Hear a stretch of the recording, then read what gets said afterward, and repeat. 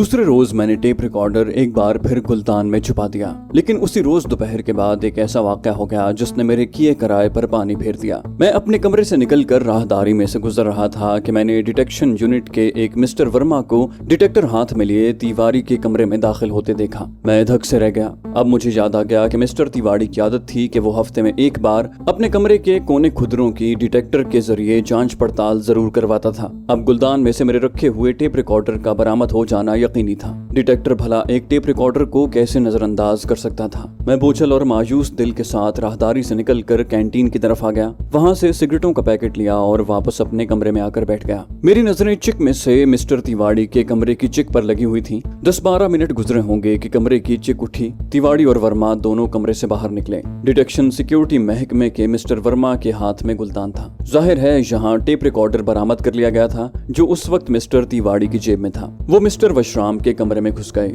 यकीनी बात थी कि उनको सिवाय मेरे और किसी पर शक नहीं हो सकता था, लेकिन उनके पास चूंकि इस बात का कोई सबूत नहीं था, इसलिए वो मुझ पर हाथ नहीं डाल सकते थे। मैं सिगरेट सुलगाकर मामूल के मुताबिक फाइलों पर काम करने लग गया, ये मालूम करने के लिए कि मिस्टर तिवारी की ज़हनी कैफियत क्या है और उसके रवैये में किस किस्म की तब्दीली वाक़ई हुई है। मैं आधे घंटे के बाद एक फाइल लेकर उसके कमरे में चला गया। मिस्टर तिवारी ने हस्बे मामूल मुझसे मुस्कुराकर बात की। उसके रवैये से मुझ पर बिल्कुल जाहिर न हुआ कि गुलदान में से एक टेप रिकॉर्डर बरामद हुआ है। मैंने आंख के कोने से देख लिया था कि कोने में मेज खाली है। वहाँ प्लास्टिक के फूलों वाला गुलदान मौजूद नहीं था। मैंने गुलदान के बारे में कुछ न पूछा और फाइल पर उसके दस्तखत करवा कर वापस चला आया। वहाँ सिवाय मिस्टर तिवारी और मिस्टर वर्मा के किसी को कानो कान खबर न हो सकी कि गुलदान में से टेप रिकॉर्डर निकला है। मिस्टर तिवारी ने इस बात को वहीं दबा दिया। जरूर उसने नेशनल सिक्योरिटी के हवाले से मिस्टर वर्मा को भी मना कर दिया था कि वो किसी से गुलदान के टेप रिकॉर्डर की बात न करें। मैं पहले से ज्यादा मोहतात हो गया था।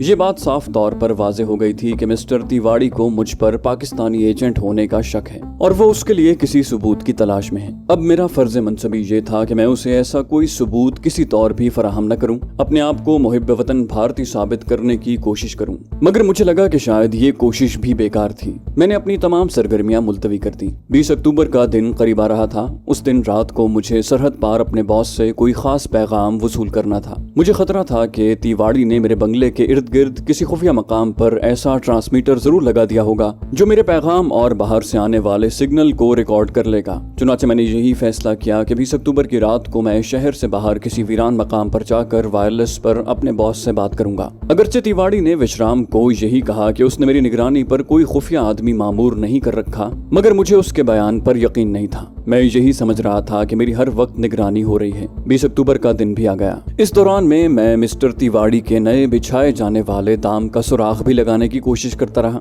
सुजाता से तकरीबन रोज ही मुलाकात होती थी। कभी हम शाम को किले की दीवार की खंदक में जो नई झील बनाई गई थी वहां जाकर कश्ती की सैर करते, कभी सिनेमा देखने चले जाते और कभी किसी रेस्तोरां में बैठकर चाय पीते और देर तक अपने रोमांटिक राजो न्याज में मशगूल रहते। 20 अक्टूबर को मैंने दफ्तर से बिल्कुल छुट्टी न ली। मामूल के मुताबिक दफ्तर में काम करता रहा। 4 बजे वापस अपने बंगले में आ गया। सरहद पार से बॉस का वायरलेस पैगाम मुझे रात 11 बजे के बाद मौसूल होना था। इस एतबार से मुझे किसी वीरान जगह पर रात के 11 बजे पहुंचकर सिग्नल का इंतजार करना था। मैं फिल्म का आखिरी शो देखने चला गया। मैंने एक ऐसा सिनेमा हाउस चुना जो दिल्ली शहर की गुंजान आबादी से काफी फासले पर एक मज़ाफाती बस्ती में था और उस बस्ती के शुमाल में मुगलिया अहद का एक पुराना खंडर था। उसकी हालत बेहद खस्ता हो चुकी थी। मैं उस खंडर के करीब से गाड़ी में कई बार गुजर चुका था। 11:15 बजे तक मैं सिनेमा हाउस में बैठा फिल्म देखता रहा। उसके बाद सिनेमा हॉल से निकलकर रात के अंधेरे में चलता हुआ बोसीदा खंडर में आ गया। अपने तौर पर मैंने इस उम्र का यकीन कर लिया था कि कोई मेरा पीछा नहीं कर रहा।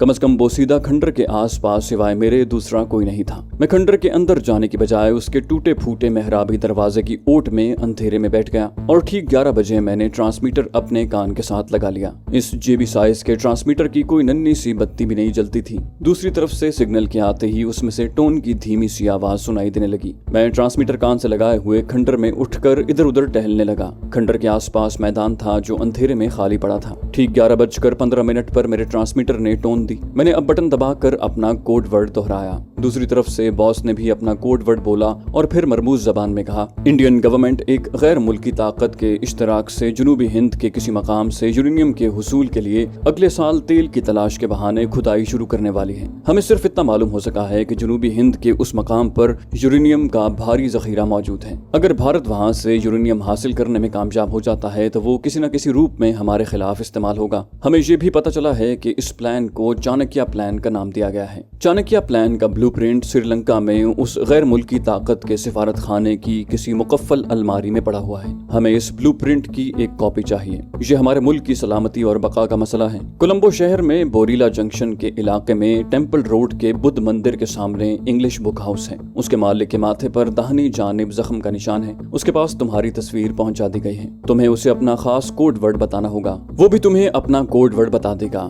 जो सूरजमुखी यहाँ नहीं होते, बाकी बातें वो तुम्हें खुद बताएगा। मुझसे बात करने की अब जरूरत नहीं है। और उसके साथ ही सिग्नल बंद हो गए। मैंने अपने बॉस की बताई हुई बातों को फौरी तौर पर 2-3 बार अपने जहन में दोहराया और तमाम तफसीलात अच्छी तरह जहन नशीन कर ली। यहाँ मुझे अपनी बका का मसला दरपेश था और बॉस ने मुझे एक नया मिशन बता दिया था, मगर मेरी बका मेरे वतन पाक की बका पर हर लिहाज से मुकद्दम थी। मैंने उसी वक्त किसी बहाने कोलंबो जाने के बारे में सोचना शुरू कर दिया। ट्रांसमीटर को मैंने छुपा कर रख लिया और खंडर से निकलकर लंबे लंबे डग भरता हुआ सिनेमा हाउस की तरफ चल पड़ा। सिनेमा हाउस में फिल्म की आखिरी रील चल रही थी। मैं अपनी सीट पर बैठ गया। आंखें सिनेमा हाउस के पर्दे पर थीं, मगर जहन कोलंबो की तरफ कूच करने के बारे में सोच रहा था। दफ्तर से छुट्टी लेने का सिर्फ एक ही तरीका था कि मैं एक बार फिर बीमार पड़ जाऊं और तब्दीली आबो हवा के लिए कोलंबो जाने की ख्वाहिश का इजहार करूं। मेरे ऑफिस चीफ को तो पहले ही मुझ पर शक था। अब मजीद शक पड़ता है तो पड़ता रहे। मेरी कोशिश सिर्फ इसी नुक्ते पर मरकूज थी कि मैं अपनी तरफ से कोई सबूत फराहम न करूं और रंगे हाथों न पकड़ा जाऊं, क्योंकि जब तक मैं रंगे हाथों नहीं पकड़ा जाता मिस्टर तिवाड़ी मुझ पर हाथ नहीं डाल सकता।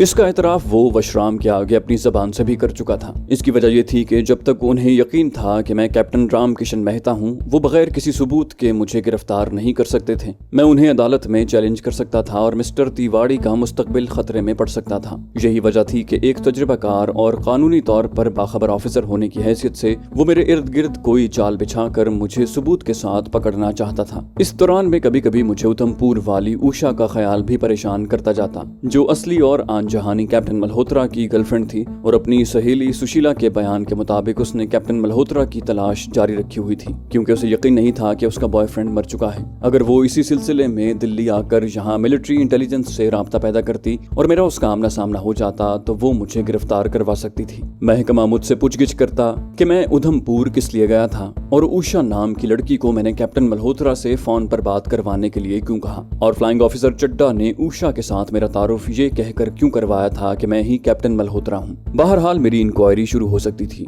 और एक बार अगर उषा के बयान की रोशनी में मेरी इंक्वायरी शुरू हो गई तो मिस्टर तिवाड़ी मुझे छोड़ने वाले जिन्स नहीं थे। चुनाचे मैं दफ्तर आते जाते वक्त इर्द गिर्द से होशियार रहता था कि कहीं उषा का सामना न हो जाए। अब एक नया और बहुत बड़ा मिशन मेरे सामने था। कोलंबो में जिस गैर मुल्क के सिफारत खाने में चाणक्य प्लान का ब्लूप्रिंट मौजूद था, उस सिफारत खाने का नाम मैं यहाँ मसलहत की वजह से नहीं ले सकता। अपने मिशन को जल्द शुरू करने की हिदायत दी गई थी। सरहद पार से चाणक्य प्लान का सिग्नल वसूल हुए 2 दिन गुजर गए थे और मैं अभी तक ये तय नहीं कर सका था कि दिल्ली से कोलंबो क्या बहाना बनाकर जाऊं। एक बात का मैंने अंदाजा लगा लिया था कि मिस्टर तिवाड़ी टेप रिकॉर्डर की बरामदगी के बाद इस बात पर तुल गया है कि वो मुझे जितनी जल्दी हो सके पकड़कर मेरे खिलाफ इंक्वायरी शुरू कर दे। अब अगर मैं कोई भी बहाना बनाकर कोलंबो जाने के लिए किसी भी पहाड़ी मकाम या किसी दूसरे शहर का रुख करता हूँ तो ये शख्स मिस्टर तिवाड़ी खुफिया जासूसों की एक पूरी प्लेटून मेरे पीछे रवाना कर देगा। बस जरूरी था कि मैं किसी ऐसे तरीके से यहाँ से भागूं कि मेरे पीछे कोई जासूस भी न लगे और मैं अपनी मंजिल मकसूद पर पहुंचकर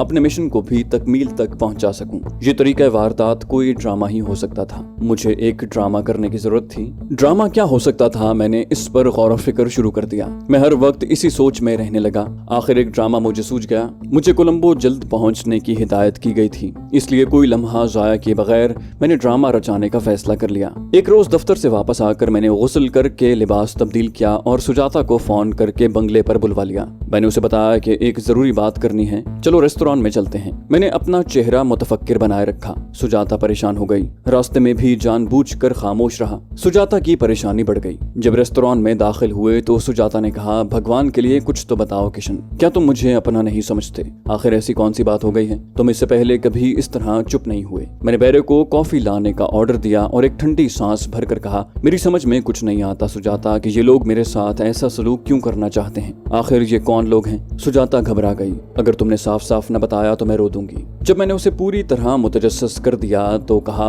आज तीसरा रोज है, दफ्तर से वापस आता हूँ तो एक आदमी का फोन आता है कि 1 लाख रुपया बैंक से निकलवा कर जगत सिनेमा के पीछे जो खाई है वहाँ हमारे आदमी के हवाले कर दो, नहीं तो तुम्हें जान से मार देंगे। हम जानते हैं कि तुम्हारे पास बैंक में बहुत दौलत जमा है। सुजाता का रंग उड़ गया। मैंने उसे बताया कि फोन करने वाला अपना नाम नहीं बताता। कल किसी दूसरे आदमी ने जो उसका साथी था फोन किया। आज फिर उनका फोन आया था कि अगर कल तक मैंने उनकी मतलूबा रकम जगत सिनेमा के पीछे रात के 12 बजे उनके आदमी के हवाले न की तो वो जिंदा नहीं छोड़ेंगे। सुजाता ने मेरा हाथ अपने हाथ में ले लिया। किशन, तुम तो इंटेलिजेंस में हो, तुम इसकी रिपोर्ट क्यों नहीं करते? तुम्हारे आदमी तो इन गुंडों को फौरन पकड़ लेंगे। मैंने उन्हें कहा उन्हें ये बात मालूम है, इसलिए उन्होंने मुझे ये धमकी भी दे रखी है कि अगर मैंने उसकी रिपोर्ट पुलिस या इंटेलिजेंस को कर दी तो हम में से सिर्फ एक आदमी पकड़ा जाएगा। मगर वो कहते हैं कि फिर वो मेरे साथ तुम्हें यानी सुजाता को भी कत्ल कर डालेंगे। सुजाता ने दहशतज़दा होकर अपने होंठों पर हाथ रख दिया।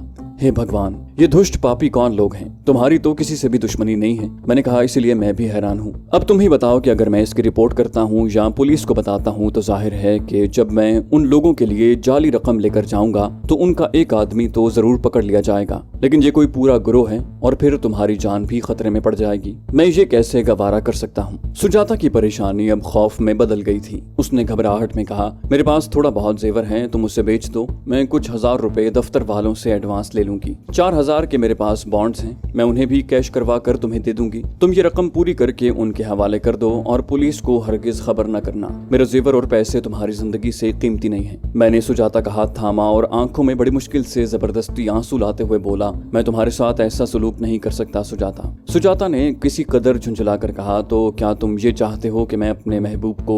और उसने अपना रुमाल आंखों पर रख लिया। वो आंसू बहा रही थी। मेरे ड्रामे का पहला सीन बड़ी कामयाबी से मुकम्मल हो गया था। मैंने सुजाता को हौसला दिया कि मैं सुबह अपने चीफ तिवाड़ी साहब से इस सिलसिले में बात करूंगा। दफ्तर में सिर्फ वही एक ऐसे आदमी हैं जिनको मैं एतमाद में ले सकता हूं। ये बात मैंने खास तौर पर इसलिए सुजाता से कही थी कि मुझे मालूम था मिस्टर तिवाड़ी सुजाता से मिलकर उसका बयान जरूर लेंगे। सुजाता की तसल्ली न हुई। वो उसी तरह परेशान और गमगीन रही। वो मुझसे अलग नहीं होना चाहती थी। उसने मुझसे कहा कि मैं बंगला छोड़कर उनके माता पिता के घर आ जाऊं। आखिर मैं उनका रिश्तेदार भी था। मैंने कहा, तुम्हारा शुक्रिया सुजाता, मगर मैं इतना बुज़दिल भी नहीं हूँ। तुम घबराओ नहीं, मैं सुबह अपने चीफ तिवाड़ी साहब से दफ्तर जाते ही बात करूंगा। अब मैंने यही फैसला किया है। सुजाता बोली, मैं भी यही चाहती हूँ कि तुम तिवाड़ी साहब से बात करो, वो जरूर इन गुंडों को गिरफ्तार करवा देंगे। मैंने सुजाता को उसके बंगले पर छोड़ा और सीधा गाड़ी लेकर अपने बंगले पर आ गया। मेरे ड्रामे का क्लाइमैक्स सीन आज ही रात खेला जाना था। बंगले पर आकर मैंने अपने गोरखे चौकीदार को बुलाकर कहा, तुम बंगले के सामने रहकर रात को पहरा दिया करो, क्योंकि मुझे खतरा है कि यहाँ कोई चोर वगैरह न आ जाएं। आजकल शहर में बड़ी चोरियां हो रही हैं। ये भी मैंने जानबूझकर कहा क्योंकि बाद में मेरे गुरखे चौकीदार का बयान भी तिवाड़ी साहब को लेना था। चौकीदार बोला, ठीक है साहब, हम उधर बरामदे में ही रहेगा रात को। अपने बेडरूम में जाकर मैंने अपनी सारी चीजों का जायजा लिया। फिर मैंने नीली जीन्स, नीली बुशर्ट और ब्राउन जूते निकाल कर एक तरफ रख दिए। अलमारी में 1000 के करीब रकम थी। इस रकम को मैंने अपने बटवे में संभाल कर रख लिया। अपना ID कार्ड और दूसरे कागजात रोज की तरह अलमारी में रख दिए। मैं रोज अपना कार्ड और दूसरे कागजात उसी जगह तह करके रख जाता। उसके बाद मैंने रेलवे टाइम टेबल निकाला और दिल्ली से आगे नागपुर मद्रास जाने वाली गाड़ियों का वक्त देखने लगा। आधी रात के बाद दिल्ली से कोई रेलगाड़ी नागपुर या मद्रास को नहीं जाती थी। सिर्फ एक ट्रेन 1:30 बजे रात को नई दिल्ली से सिर्फ आगरा तक जाती थी। शायद ये कोई पार्सल ट्रेन थी। मैंने यही सोचा कि यहाँ से निकलकर आगरा तो जाऊं, वहाँ से दिन के वक्त नागपुर की कोई ट्रेन पकड़ लूंगा। मैंने टाइम टेबल मेज पर रख दिया और रेलवे स्टेशन फोन करके मालूम किया कि नई दिल्ली से जो ट्रेन आगरा को चली है वो रात के किस वक्त रवाना होगी। इंक्वायरी ने वही टाइम बताया जो टाइम टेबल में लिखा था। अब मैं ड्रामे के क्लाइमैक्स सीन के लिए तैयार था। मैंने अलमारी से कपड़ों और दूसरी चीजों को निकाल कर कमरे में इधर उधर बखेरना शुरू कर दिया। शेल्फ में से किताबें इस तरह नीचे गिराई जैसे किसी ने घबराहट में तलाशी ली हो। जो खद्दर का कुर्ता पाजामा मैंने पहन रखा था उसे चप्पल समेत मैंने अपने पुराने चमड़े के ब्रीफ केस में साबुन, टूथपेस्ट और दूसरी सफरी चीजों के साथ ठूस दिया। उसके बाद नीली जीन्स और बुशर्ट पहनकर बूट पहने। मेरे पास एक चाकू अलमारी में हर वक्त रहता था। ये कमांडो चाकू नहीं था, लेकिन इससे मैं कमांडो चाकू का जरूरत पड़ने पर काम ले सकता था। चाकू मैंने अपनी पतलून की अकबी जेब में रख लिया। फिर बेडरूम की बत्ती बुझाकर ड्राइंग रूम में आ गया। बड़े आराम से ड्राइंग रूम की दोनों कुर्सियों को कालीन पर यूं उल्टा कर दिया जैसे किसी ने पाँव की ठोकरों से उन्हें गिरा दिया हो। ड्राइंग रूम की बत्ती पहले ही बुझी हुई थी। उसके बाद जहाँ जहाँ मेरे हाथ की उंगलियां लगी थी वो जगह मैंने रुमाल से रगड़ कर साफ कर दी। अलमारी में से मैंने पाजामे का इजार बंद लिया। इस इजार बंद को मैंने दोहरा करके अपने हाथ में पकड़ रखा था। मैंने बंद दरवाजे की दर्ज में से बाहर बरामदे में झांक कर देखा। गुरखा चौकीदार बंदूक लिए बरामदे के आगे टहल रहा था। बरामदे में लगा हुआ बल्ब रोशन था। मैंने अपने तमाम इक़दामात को पहले ही से तय कर रखा था। मुझे अपने चौकीदार को बंगले के अकब की तरफ लाना था। इस मकसद के लिए मैंने किचन की खिड़की को खोला और दूसरी तरफ जहां अंधेरा था टोकरी में से एक प्याज निकाल कर जोर से दरख्तों में फेंका। उसकी आवाज पैदा हुई। मैंने खिड़की खुली ही रहने दी और भागकर ड्राइंग रूम के बंद दरवाजे की तरफ आ गया। दर्ज में से झांका तो चौकीदार वहां था। मैंने दरवाजा खोल दिया और दीवार से लगकर उस तरफ बढ़ा जिधर चौकीदार गया था। मेरे लिए ये बेहद नाजुक लम्हात थे। मैं नहीं चाहता था कि चौकीदार मुझे देख ले। अगर वो देख लेता है तो मुझे उसे कत्ल करना लाजमी बन जाता था, जो मैं नहीं करना चाहता था। मैं किचन की दीवार की तरफ आ गया। यहाँ अंधेरा था। मैंने गौर से देखा चौकीदार बंदूक हाथ में लिए झुककर सामने वाले दरख्त की तरफ बढ़ रहा था। इजार बंद मेरे हाथ में था। मैं भी झुककर कछुए की तरह चलता हुआ चौकीदार के पीछे पीछे चला। उसे शायद मेरे कदमों की आहट महसूस हो गई थी। वो पीछे मुड़ने ही लगा था कि मैंने उसके ऊपर छलांग लगा दी। गुरखे बड़े दलेर होते हैं, मगर एक कमांडो का मुकाबला बहरहाल नहीं कर सकते। मैंने उसके ऊपर सिर्फ छलांग ही नहीं लगाई थी, बल्कि उसकी गर्दन पर पीछे से अपनी कलाई की हड्डी से जरब भी लगाई थी। मेरा ख्याल पीछे से उसकी गर्दन में इजार बंद डालकर उसे सिर्फ बेहोश करने का था, लेकिन उसने ऐन वक्त पर पलटकर मुझे देखने की कोशिश की तो मेरे लिए सिवाय उस पर छलांग लगाने के और कोई चाराकार नहीं था। मेरी कलाई की जरब में पूरी ताकत मौजूद थी। चौकीदार आगे को गिरा। मेरी जरब ही बेहोश करने के लिए काफी थी। मैंने इसके बावजूद जल्दी से इजार बंद उसकी गर्दन में डालकर उसे जोर से कसा और फिर छोड़ दिया। इजार बंद उसकी गर्दन में ही रहने दिया। चौकीदार बेहोश हो चुका था। मैंने जेब से रुमाल निकालकर चौकीदार की गर्दन को अच्छी तरह से साफ किया कि वहां मेरी उंगलियों का कोई निशान न रह जाए। मैं फौरन वहां से उठकर बरामदे में आया। ड्राइंग रूम के दरवाजे को बंद किया। बाहर से चटखनी नहीं लगाई। ब्रीफकेस जो मैंने दरवाजे के अंदर की जानिब पहले से रख दिया था हाथ में लिया और तेज तेज कदम उठाता हुआ अपने बंगले से निकलकर बाहर अंधेरी सड़क पर आ गया। उस वक्त रात के 12:15 बज रहे थे। बड़ी सड़क पर आते ही मैंने नई दिल्ली के इलाके का रुख कर लिया। सिनेमाओं के आखिरी शो खत्म हुए थे और सड़क पर से इक्का दुक्का गाड़ियां गुजर रही थी। मुझे टैक्सी की जरूरत थी। पैदल चलना मेरे लिए नुकसान का बायस बन सकता था। कोई भी शनासा आदमी मिल सकता था या देख सकता था। मैं सड़क के किनारे नीम के एक दरख्त की ओट में खड़े होकर पीछे से आती किसी टैक्सी का इंतजार करने लगा। एक दो टैक्सियां गुजरी, मगर उनमें सवारियां बैठी हुई थी। मुझे उलझन होने लगी थी। ये मेरे मोहल्ले का इलाका था। वहाँ मेरा रुकना मुनासिब न था। मैं आगे चल पड़ा। बिजली का खंबा आया तो मैं उसकी रोशनी में से तेजी से निकल गया। 15-20 कदम ही चला हूँगा कि पीछे से गाड़ी के इंजन की आवाज आई। मैंने पलट कर देखा। ये टैक्सी भी भरी हुई थी। मुझे ख्याल आया कि मुझे अपने इलाके से टैक्सी नहीं लेनी चाहिए। बहुत मुमकिन है कि बाद में जब मेरे अगवा की तफ्तीश शुरू हो तो पुलिस टैक्सी ड्राइवरों से भी पूछगिछ करे कि उन्होंने फला रात को 12 बजे के बाद इस इलाके से किस किस सवारी को लिया था। इस ख्याल के आते ही मैंने अपनी रफ्तार तेज कर दी। मैं मोती नगर के इलाके से निकल गया। चौक में मुझे खाली टैक्सी मिल गई।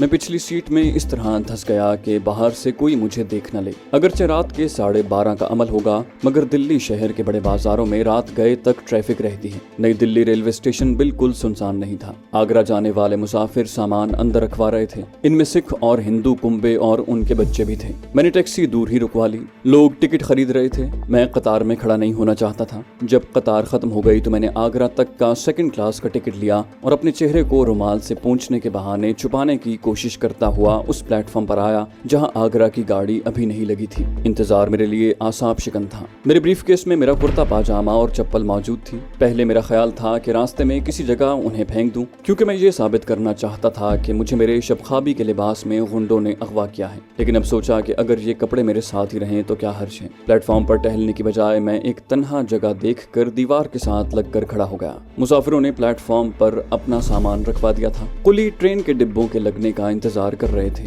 कोई 20 मिनट के बाद एक इंजन शंट करता हुआ आया और प्लेटफॉर्म पर आगरा जाने वाली गाड़ी के डिब्बे लगाकर आगे निकल गया। दूर से मैंने 2nd क्लास के कंपार्टमेंट को देख लिया था। तेज तेज चलता हुआ कंपार्टमेंट में घुस गया। डिब्बे की बत्तियां रोशन हो गईं। मैं कोने वाली सीट पर बैठ गया और प्लेटफॉर्म की दूसरी तरफ मुंह निकाल कर इधर उधर देखने लगा। गाड़ी की रवानगी 1:30 बजे थी, मगर वो 1:45 बजे नई दिल्ली के रेलवे स्टेशन से रवाना हुई। मैंने खुदा का शुक्र अदा किया। रात के पिछले पहर ट्रेन हजरत निजामुद्दीन, फरीदाबाद, मिथरा और राजा की मंडी जैसे बड़े स्टेशनों पर रुकती हुई आगरा छावनी पहुंच गई। राजा की मंडी भी दरअसल आगरा ही में है, मगर मुझे नागपुर के लिए गाड़ी आगरा ही से पकड़नी थी। स्टेशन पर उतरने के बाद मैंने बाहर जाकर नागपुर तक का 2nd क्लास का एक टिकट लिया। नागपुर एक्सप्रेस आगरा कैंट से सुबह 8:40 पर रवाना होती थी। उसे धूलपुर, ग्वालियर, झांसी, बनिया, भोपाल, अटारसी और आमला से होते हुए दूसरे रोज दिन के वक्त नागपुर पहुंचना था। वस्ती भारत में ये एक काफी लंबा सफर था। मैंने आगरा स्टेशन पर ही मुंह हाथ धोकर नाश्ता किया,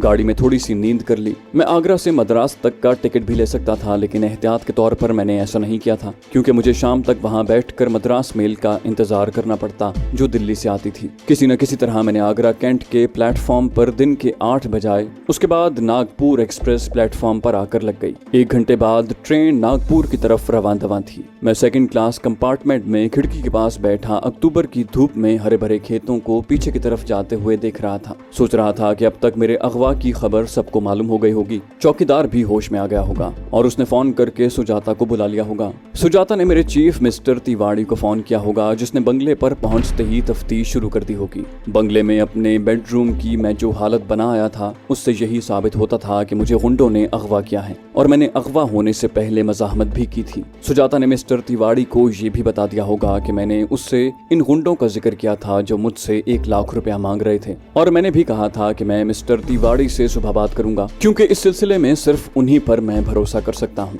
इसका असर मिस्टर तिवाड़ी पर जरूर हुआ होगा और उन्हें ये यकीन करने में कोई शुबा नहीं होगा कि मैं सचमुच जराइम पेशा और ब्लैकमेलर किस्म के गुंडों के हत्थे चढ़ गया हूँ। ऐसी सूरत में ये कुदरती अमर था कि मिस्टर तिवाड़ी ने पुलिस को रिपोर्ट कर दी होगी और उनकी वजह से पुलिस कुछ ज्यादा ही तेजी से हरकत में आ गई होगी, और मुमकिन है भोपाल और झांसी की पुलिस को भी खबरदार कर दिया हो। चुनाचे मेरे लिए भी जरूरी हो गया था कि भोपाल, झांसी और नागपुर तक की पुलिस से खबरदार रहूं। नागपुर से निकलने के बाद मैं अपने आप को पुलिस से किसी हद तक महफूज समझ सकता था। नागपुर एक्सप्रेस छोटे छोटे स्टेशन छोड़े जा रही थी। धूलपुर आया, फिर ग्वालियर ट्रेन रुकी तो मैं पुलिस की नजरों से बचने के लिए ऊपर वाली बर्थ पर जाकर लेट गया। इस तरह आंख मचोली खेलता हुआ झांसी से भी आगे निकल गया। भोपाल आया तो रात का अंधेरा छा चुका था। अब मैं काफी हद तक बेफिक्र हो गया, यहाँ तक पुलिस को मेरी तस्वीर कहाँ मुहैया की गई होगी। रात को भोपाल स्टेशन पर 2nd क्लास के मुसाफिरों को खाना दिया गया। खाना खाकर मैं सो गया। बीच बीच में आंख खुलती तो ट्रेन तेज रफ्तारी से उड़ी जा रही थी। दूसरे दिन भी ट्रेन रवा दवा रही।